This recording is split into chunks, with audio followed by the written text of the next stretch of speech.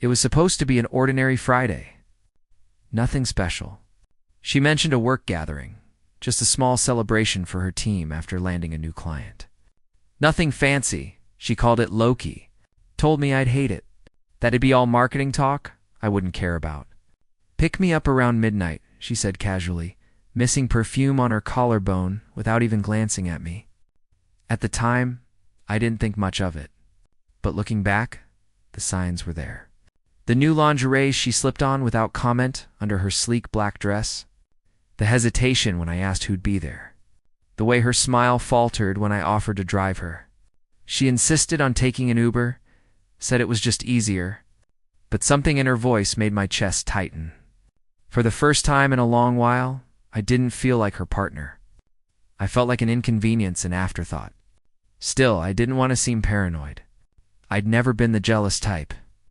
At least I didn't used to be. But when something feels off, it sits in your bones and fierce. So, at 10:15, instead of waiting on the couch like I was supposed to, I picked up my keys and drove. I didn't tell her. I just needed to see for myself. The house wasn't far. Nestled in a quiet, upscale part of the suburbs. Too upscale for a junior marketing team party? That was the first red flag. I parked a few streets away, killed the headlights, and walked. Music drifted from inside. Soft chatter and laughter carried on the night air. Nothing wild, just polished small talk. Curated charm. I didn't go in. Something told me to watch. I found a spot beside a hedge near the back patio, just in view of the sliding glass door, and that's where I saw her. She wasn't tipsy. She was perfectly sober, composed, wearing that black dress she once claimed was for me alone. And she was kissing someone, not a clumsy drunken kiss. Not some meaningless party flirtation. A real kiss. Slow, deliberate, familiar. The kind you give someone who feels like home. My hand clenched around a nearby brick wall, but I barely noticed. I focused on the guy. Couldn't see his face at first, just his arm draped around her like it belonged there. And then he turned slightly. It was Elias, her ex. The one she told me ruined her. The one she cried over, claimed to hate, swore were behind her. The one who, it turns out, wasn't so far behind after all. I could have walked away, could have driven off, and pretended I never saw it. But I didn't. I walked up to the front door, knocked once, and let myself in. The room quieted in waves. Some people stared, some averted their eyes. She saw me almost instantly. Her face fell like she'd seen a ghost. She stepped away from Elias like the distance might erase what I saw.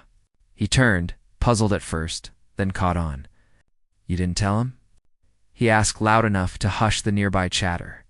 She didn't answer, just stared at me, silently pleading. "You didn't tell him about us," he said again, and something broke inside me. I looked her straight in the eye, my voice low. "So this isn't new." Her mouth opened. I raised a hand to stop her. No excuses. No scripted apologies. I wanted the truth. "How long?" I asked. She swallowed hard. "A few months?" I laughed. Not from humor, but from the sheer weight of it all.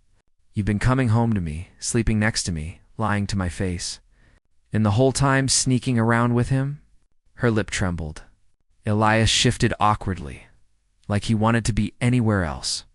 "He reached out first," she muttered. "I didn't plan for this. It just happened." "No," I said sharply. "You didn't get confused. You got comfortable with lying? That's not confusion. That's cowardice." Silence. Every wall seemed to close in. "I came tonight because I cared enough to drive across the city to pick you up," I said. "But you weren't planning on coming home with me, were you?" I turned. She grabbed my arm. "Please," she whispered. "Don't leave like this. We need to talk." I shook her off gently.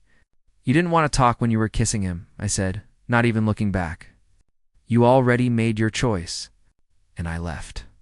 I don't know if she cried after. I don't know if he stayed. Honestly, I don't care. That night, I lost someone I once loved. But I found someone else. Someone who deserved better. Me. And I made myself a promise. Never again would I be the man waiting outside while someone else hold my place.